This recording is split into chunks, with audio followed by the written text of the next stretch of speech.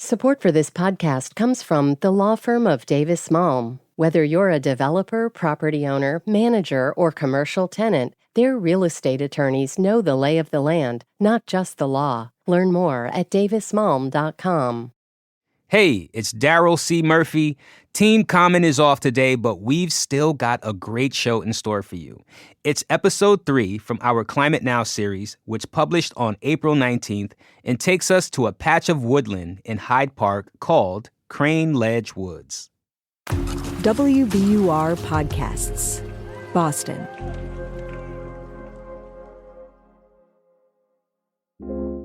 I'm Daryl C. Murphy, and you're listening to The Common. All this week, we're bringing you stories about the very present impact of climate change on the greater Boston region. That's right, what climate change looks like and feels like in our communities right now. Today, we're in Hyde Park, in the rain, where a coalition of residents are pushing back on a plan to develop an area called Crane Ledge Woods. It's a 24-acre parcel that's the largest unprotected wild in Boston, and residents say that losing it will exacerbate the effects of climate change in the community. We're in a Walgreens parking lot outside of Crane Ledge Woods, which is the largest unprotected urban wild in Boston. Who are you, sir? I'm Rick Yoder. I'm a resident right adjacent to Crane Ledge Woods and a co-leader of our Mount Hope Canterbury Neighborhood Association. Nice. So I understand you are about to lead us on a tour through these woods, right? Yes, not through the woods, on the perimeter. Yeah, let's be clear. Not through the woods, because we don't want to break any laws because it's private property. Now, why? What's the significance of these woods besides the fact that they are unprotected urban wild right now? Well, these woods are a real gem. It's full of wildlife. The woods give the neighborhoods protection from some climate change threats, including heavy flooding, heat island effects from the excessive heats we're facing in the summer. It cleanses the air from the pollutants from our surrounding main highways, but it's a sanctuary. And these woods are under threat now?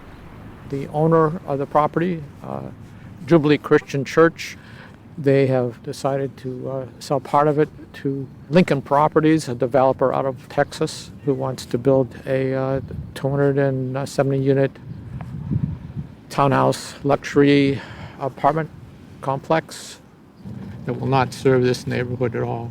This is an environmental justice neighborhood, majority people of color, working class neighborhood.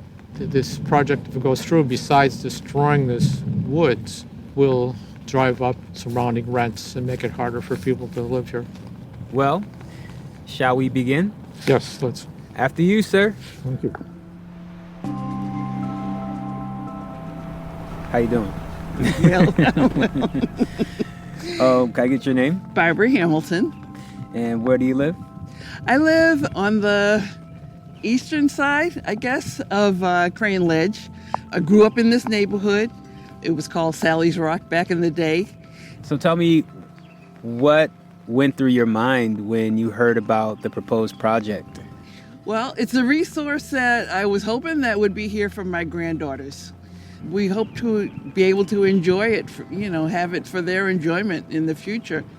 There's bunnies running around and people walking their dogs and coyotes who have this as a natural habitat. They should not be walking down Wood Ave. Yeah. But, they've been pushed out at places like this and throughout the city. And so we can somewhat cohabitate if they're in their area, if they are left with a natural area. But they shouldn't be walking down the street. Yeah, you have your property, they have theirs. That's right, that's right, that's right.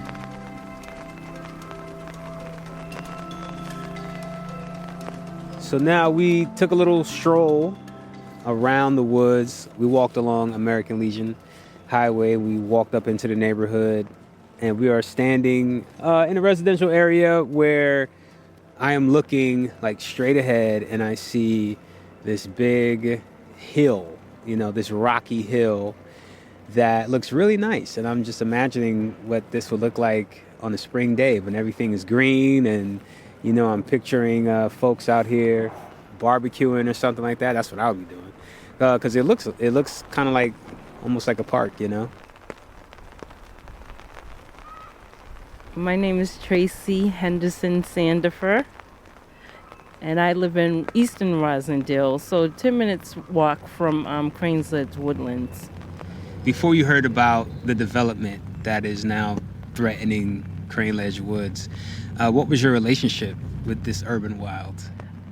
Before I heard about the development, we actually could take a walk up into the ledge, and I would enjoy looking at the sights, and I was in awe.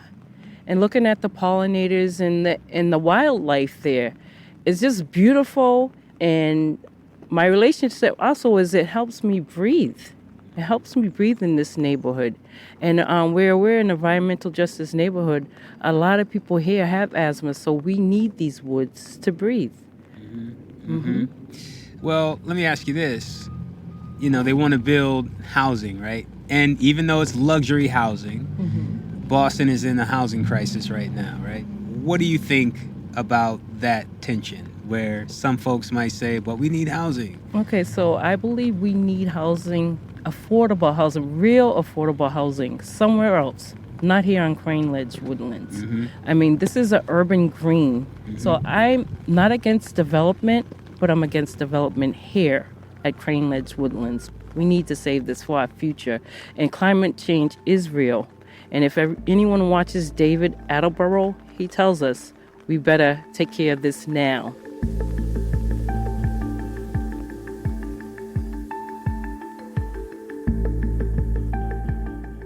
We're going to take a quick break, but we'll be right back.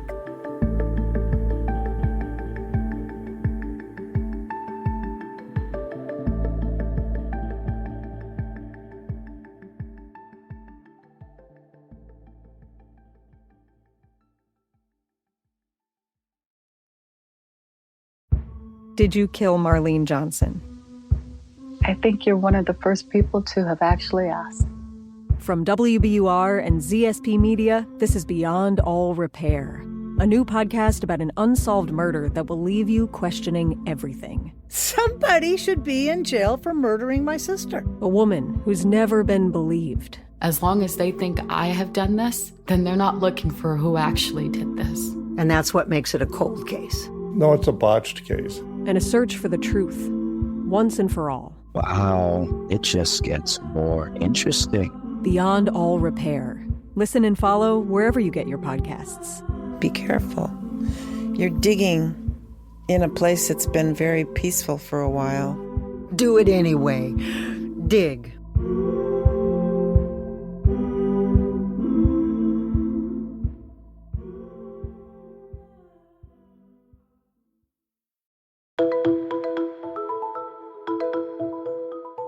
And we're back.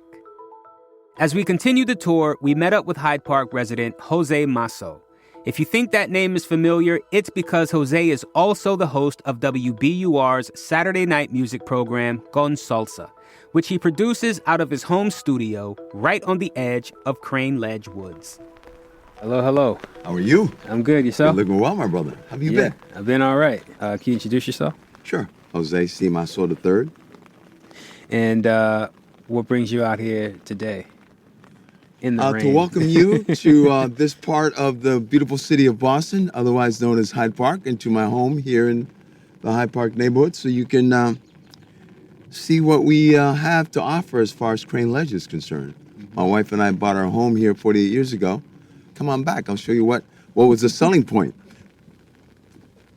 When we all walked out here and back, this is what we saw. And when we saw this, it was quite attractive to be in the city and to be able to have this as our backyard. So directly behind the house, there's this big rock ledge. Just looks like it's been here forever. And of course, there's, some trees growing out of it. And then, it goes around all the way around, all around the house, all around the property. It's like you're being hugged by these woods, and just being reminded of the landscape that has been here for thousands, maybe millions of years, you know? So, yeah, in my mind, I'm thinking this is like a situation where it's okay to be a NIMBY. Yes. Well, it's not so much I don't want the development in my backyard because of this. It's more because of what a change like this would affect so many people, right? And so, listen, I come from a background having worked in public service. My last job was director of policy at Massport, so I know about development. You know, and we look at the seaport. Massport played a big role in the seaport's development, so I know the role of development in the city and what the pros and cons are. But at the same time, you learn from those experiences to know what to do better the next time around. And one of the things we've learned about climate change is, you know, the more green canopy that we have, the better it is for all of us, right? If you look at this tree right here, beautiful tree, it used to give us shade. My neighbor, unfortunately, one time woke up and one of those storms had lightning in it. It cracked the tree. He had to knock it down. The results of that one tree being knocked down, the wind increased here, and you could feel it immediately after you knocked down. Of course, no more shade, and the temperature changed as well. And so I'm cognizant if that's one tree, just one tree, imagine knocking down 10 acres of trees. I'm Erica Holm. I am the urban ecologist for Mass Audubon, and I'm also a Rosendale resident just down the street. So, Erica, I want to ask you directly, what's at stake if this development goes through? Yeah. Losing large portions of urban forests, you're going to lose tree canopy. You're losing the shade that comes from the tree canopy, which influences urban heat island effect. So when you look at the heat plan for Boston right now, when you look at Climate Ready Boston right now, those documents show this area as slightly cooler than the surrounding neighborhoods. If these trees are to disappear, this area would be significantly hotter. You would lose mature trees, and mature trees are kind of where you are getting the most stormwater runoff avoidance. So stormwater runoff would be water from a storm raining like it is today, coming down the slope. And actually right behind us in Jose's yard, we can see that we have a birch tree, about a 15, 20-inch red oak, and a smaller red maple. And those roots of those trees are inside the cracks of this rock, and they're soaking up the water from the storm. Folks in this neighborhood are worried about flooding. And if you add impervious surface on top of the ledge, you won't have those trees soaking up the water. There is an additional air quality piece to this. Mature forests are soaking up our pollutants in urban environments. So we walked along the road, we heard the cars going by. There's particulate matter that can come out of those cars, and trees are absorbing a lot of those air pollutants. So it's really important that we have blocks of forest where there are more mature trees that can absorb some of those air pollutants. We are at the end of our tour at Clarendon Hills, which is a development of condos for people who are 55 years or older. So, Rick, tell me, where are things now with the fight to preserve Crane Ledge? It's been 2 years now, this fight to save Crane Ledge Woods. And mostly the focus has been on Boston Planning and Development Agency's role in vetting this proposal and the community's input along the whole process. And near the end now, the BPTA's staff actually disapproved the final proposal. Now the developer has time to redesign the whole thing. That's one option, and we'll just have to wait and see what they actually plan on doing. What will it take to save Crane Ledge Woods?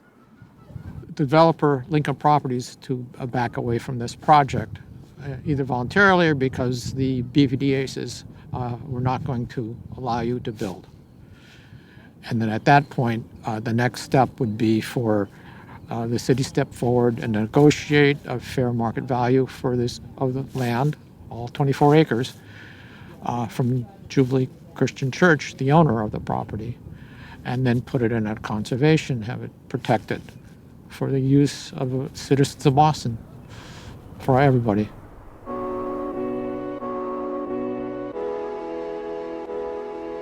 Before we go, I should say that the Common did reach out to Jubilee Christian Church for a comment on this story. However, we have yet to hear back.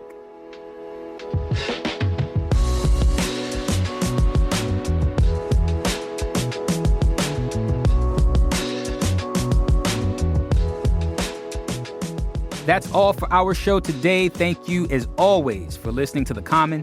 We'll be back with another installment of our series on climate change in the Boston area tomorrow. In the meantime, we'd love to hear your thoughts on this episode and the series. So hit us up on Instagram or email us at thecommon@wbur.org. Today's episode was produced by Franny Monahan. I'm Daryl C. Murphy, and I'll talk to you tomorrow.